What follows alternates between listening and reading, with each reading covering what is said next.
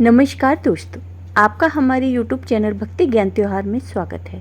आज मैं आपको जन्माष्टमी की कहानी सुनाने जा रही हूँ। अगर आपको यह कहानी पसंद आई तो कमेंट बॉक्स में जय श्री कृष्ण जरूर लिखिए।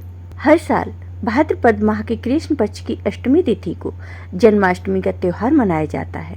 कहते हैं कि भगवान श्री कृष्ण का जन्म भादो कृष्ण अष्टमी तिथि पर रोहिणी नक्षत्र में मध्य रात्रि को हुआ था। तभी से कृष्ण भगवान के जन्म और उनकी लीलाओं को याद करते हुए हर साल यह पर्व मनाया जाता है। इस दिन भक्त उपवास रखते हैं और कृष्ण के बाल स्वरूप का श्रृंगार करते हैं और कान्हा को उनकी प्रिय चीजें अर्पित करते हैं। भगवान श्री कृष्ण के प्रसाद में पंचामृत अवश्य शामिल करें और उसमें तुलसी दल डालना न भूलें, क्योंकि तुलसी भगवान को अत्यंत प्रिय है। साथ ही मेवा, माखन और मिश्री का भोग लगाएं। बाजार में मिलने वाले मिश्री के दाने की जगह अगर आप धागे वाली मिश्री को पीसकर इसका प्रसाद में प्रयोग करें तो ये ज़्यादा उत्तम होगा।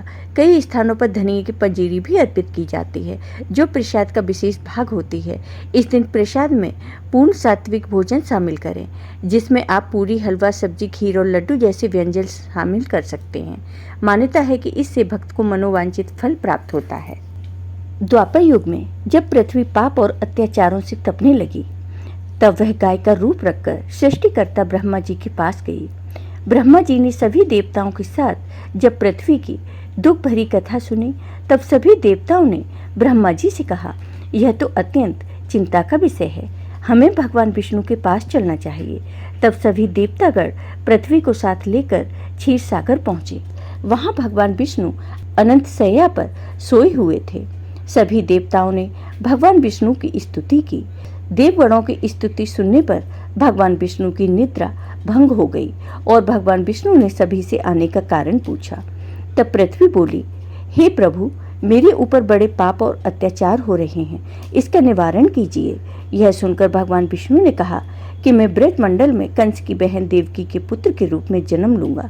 तुम सभी ब्रज भूमि में जाकर यादव कुल में शरीर धारण करो। इतना कहकर भगवान विष्णु अंतर्ध्यान हो गए। सभी देवता ब्रज भूमि में आकर यादव कुल में नंद, यशोदा और गोपियों के रूप में पैदा हुए। धीरे धीरे समय बीतता है और द्वापर युग में मथुरा में उग्रसेन नाम के राजा हुए, लेकिन स्वभाव से वह सीधे साधे थे। यही वजह थी कि उनके पुत्र कंस ने ही उनका राज्य हड़प लिया और खुद मथुरा का राजा बन बैठा। कंस की एक बहन थी जिसका नाम देवकी था। कंस उनसे बहुत स्नेह करता था। देवकी का विवाह वसुदेव से तय हुआ, तो विवाह संपन्न होने के बाद कंस स्वयं ही रथ हाँकते हुए बहन को ससुराल छोड़ने के लिए रवाना हुआ। कंस अपनी बहन देवकी को छोड़ने के लिए जा रहा था। तभी एक आकाशवाणी हुई कि हे कंस, जिस बहन को तू बड़े प्रेम से ससुराल ले जा रहा है, उसके गर्भ से पैदा होने वाला 8वां बालक तेरा वध करेगा। यह सुनते ही कंस क्रोधित हो गया और देवकी और वसुदेव को मारने के लिए जैसे ही आगे बढ़ा, तभी वसुदेव ने कहा कि वह देवकी को कोई नुकसान न पहुंचाए। वह स्वयं ही देवकी की 8वीं संतान कंस को सौंप देगा। उसके बाद कंस ने वासुदेव और देवकी को कारागार में बंद कर दिया। उसके साथ ही आसपास कड़ा पहरा लगा दिया। कंस ने अपनी मौत के डर से अपनी बहन की 7 संतान को मार दिया। भाद्रपद महीने के कृष्ण पक्ष की अष्टमी को रोहिणी नक्षत्र में श्री कृष्ण का जन्म हुआ। जिस कोठरी में देवकी वसुदेव कैद थे, उसमें अचानक प्रकाश हुआ और उनके सामने शंख, चक्र, गदा, पद्म धारण किए चतुर्भुज भगवान प्रकट हुए। दोनों भगवान के चरणों में गिर पड़े। तब भगवान ने उनसे कहा, अब मैं पुनः नवजात शिशु का रूप धारण कर लेता हूँ। तुम मुझे इसी समय अपने मित्र नंद जी के घर वृंदावन भेज जाओ और जो कन्या उनके यहाँ जन्मी है उसे कंस के हवाले कर दो। इस समय वातावरण अनुकूल नहीं है, फिर भी तुम चिंता मत करो। जागते हुए पहरेदार सो जाएंगे, कारागृह के फाटक अपने आप खुल जाएंगे और उफनती अथाह यमुना तुमको पार जाने का मार्ग दे देगी। उसी समय वसुदेव नवजात शिशु रूप श्री कृष्ण को सूप में रखकर कारागृह से निकल पड़े। अथाह यमुना को पार कर नंद जी के घर पहुँचे वहाँ उन्होंने नवजात शिशु को यशोदा के साथ सुला दिया और कन्या को लेकर मथुरा आ गए। कारागृह के फाटक पूर्ववत बंद हो गए। अब कंस को सूचना मिली कि वसुदेव देवकी के बच्चा पैदा हुआ। उसने बंदी गृह में जाकर देवकी के हाथ से नवजात कन्या को छीनकर पृथ्वी पर पटक देना चाहा, लेकिन वह कन्या उसके हाथ से निकलकर आसमान में चली गई। फिर कन्या ने कहा, हे मूर्ख कंस, तुझे मारने वाला जन्म ले चुका है और वह वृंदावन पहुंच गया है। वह कन्या कोई और नहीं, स्वयं योग माया थी। और इस तरह भगवान श्री कृष्ण ने पृथ्वी पर अवतरण लिया। जय हो भगवान श्री कृष्ण की। जन्माष्टमी की कहानी। वृंदावन के एक छोटे से गांव में एक पति पत्नी रहते थे। वे दोनों ही देख नहीं सकते थे, अंधे थे। उनका नाम पारो और रामदास था। दोनों पति पत्नी मंदिर के बाहर बैठकर भिक्षा मांगते थे और इसी तरह अपना जीवन यापन करते थे। दोनों पति पत्नी भगवान श्री कृष्ण के भक्त थे और दोनों दिन रात श्री कृष्ण की भक्ति किया करते थे। जो भी प्रसाद मंदिर में मिलता था, सबसे पहले उसे भोजन में मिलाकर भगवान कृष्ण को भोग लगाते।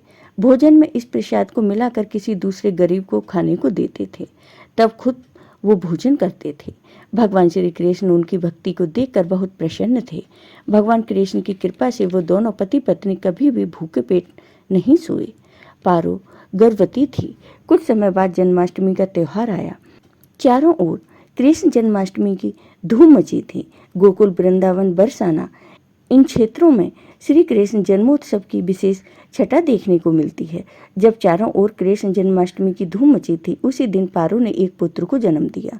वो दोनों पति पत्नी बहुत खुश थे कि उनके पुत्र का जन्म जन्माष्टमी के दिन हुआ था। उनके मन में था कि उनके पुत्र के रूप में साक्षात भगवान श्री कृष्ण ने उनके घर में जन्म ले लिया। पति पत्नी ने उस बालक का नाम चंदन रखा और खूब लाड़ प्यार से उसका पालन पोषण करने लगे। धीरे धीरे समय बीतने लगा। चंदन थोड़ा बड़ा हो गया और वह अपने माता पिता की तरह कृष्ण भक्त बन गया। चंदन दिन रात भगवान श्री कृष्ण की पूजा आराधना करता। चंदन जब कभी बीमार पड़ता या भटकते हुए कहीं दूर चला जाता तो एक गाय चराने वाला व्यक्ति उसकी मदद करता। उस व्यक्ति का नाम मदन था। चंदन ने पूछा कि आप कौन हो, तो उसने बताया, मैं पड़ोस के गांव में रहता हूँ। चंदन के परिवार को जब भी कोई परेशानी आती तो मदन सदैव रखवाला बनकर वहाँ खड़ा रहता और इस परिवार की आंख बना रहता। धीरे धीरे समय बीता तो चंदन बड़ा हो गया। एक बार चंदन मदन से मिलने पड़ोस के गांव गया। उसने पूरे गांव में मदन को ढूंढा पर मदन उसे कहीं नहीं मिला। चंदन ने जब गांव वालों से पूछा तो उन्होंने बताया कि इस गांव में मदन नाम का कोई व्यक्ति नहीं है। चंदन को बहुत हैरानी हुई। वह वापस लौट आया और सोचा, इस बात का मैं पता लगाकर रहूंगा। एक बार की बात है, चंदन की माँ बहुत बीमार पड़ गई। वह मरने की अवस्था में पहुंच गई। तब मदन उनकी सहायता करने चंदन के घर आया। वह रोज आता और शाम होते ही लौट जाया करता। एक बार जब मदन वापस जा रहा था तो चंदन उसके पीछे पीछे जाने लगा। पीछा करते करते चंदन ने देखा कि मदन एक मंदिर के अंदर गया। मदन अंदर जाकर अदृश्य हो गया। चंदन ने जब मंदिर के अंदर जाकर देखा तो उसे वहाँ कोई नहीं दिखा। वहाँ कोई भी नहीं था। वहाँ केवल भगवान श्री कृष्ण की मूर्ति ही थी। अब चंदन समझ गया कि मदन कोई और नहीं बल्कि भगवान श्री कृष्ण ही थे, जो उनकी हर विपत्ति में उनकी मदद किया करते थे, उनकी रखवाली करते थे। फिर चंदन श्री कृष्ण के चरणों में गिर पड़ा और उनसे क्षमा मांगी। भगवान श्री कृष्ण को धन्यवाद देकर चंदन अपने घर आया तो उसने देखा कि उसकी माँ बिल्कुल ठीक है। चंदन बहुत खुश हुआ और भगवान कृष्ण की कृपा से चंदन और उसका परिवार कृष्ण भक्ति करते हुए खुशी खुशी रहने लगा। जय हो भगवान श्री कृष्ण की। आपको ये वीडियो पसंद आया हो तो कमेंट बॉक्स में कमेंट करके ज़रूर बताइए। साथ ही मेरे वीडियो को ज़्यादा से ज़्यादा शेयर करिए। धन्यवाद दोस्तों।